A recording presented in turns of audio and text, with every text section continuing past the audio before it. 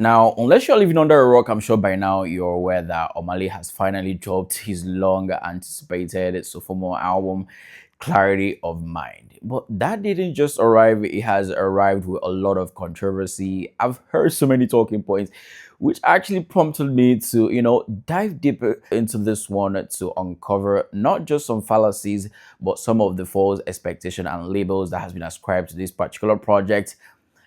Let's get into it. Now, before I start, I have to say that this is the official review of the album Clarity of Mind. I have Chisom Christopher for 360 playlist. Now, like I said earlier, there's a lot of things that need to be addressed, and I'm going to be picking them one after the other.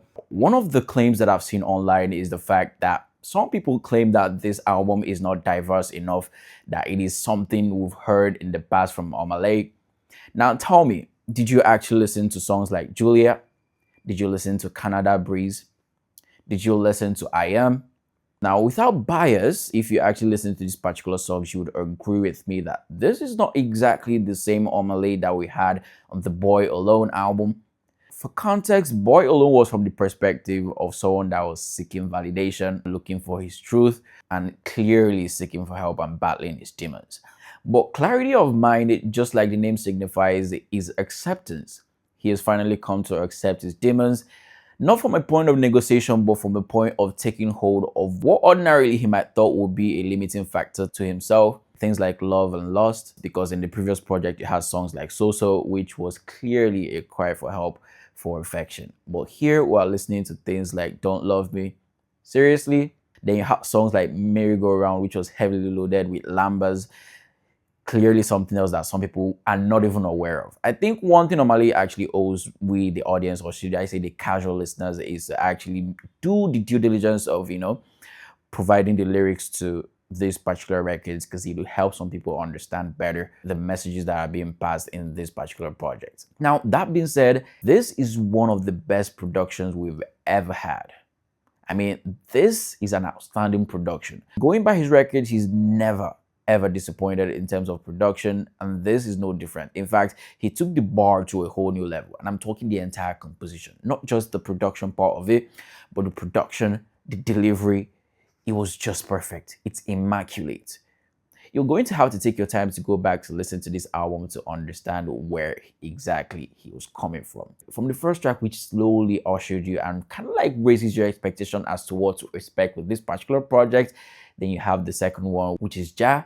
For me, high vibration, high vibe. So he did a mix of, low tempo and high tempo, which in the end communicates the idea that he was trying to pass. Now, one part that some people are clearly not even paying attention to is the fact that Omah Lay actually left room for controversy. And if your guess is as good as mine, yes, that one might be directed at Rema. Because remember, Rema's sophomore album is titled His, which ultimately translates to He Is.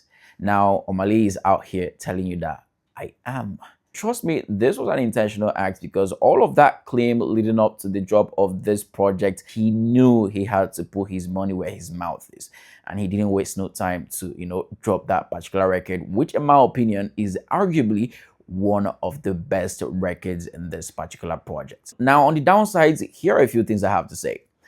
Omah Lay was clearly aiming for quality instead of quantity in this one, but considering the fact that it is just a 12-track album, it meant that you would probably go just 2 songs before you run into a record that you are already extremely familiar with. And for some people, considering the listeners' fatigue going on right now, that kind of like watered down the experience of this one. But if you're a dedicated listener, you should know that this is absolutely not a problem, because it still ties to the overall experience. Now, one thing I also have to admit is that this felt highly experimental, but then we cannot say we didn't see this coming.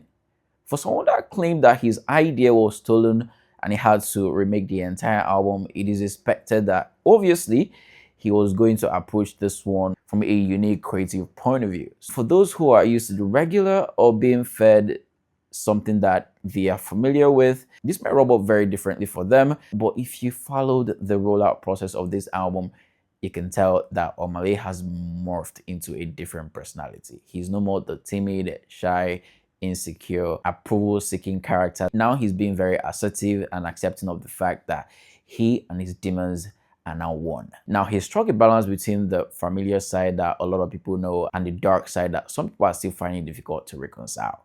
And that is clarity.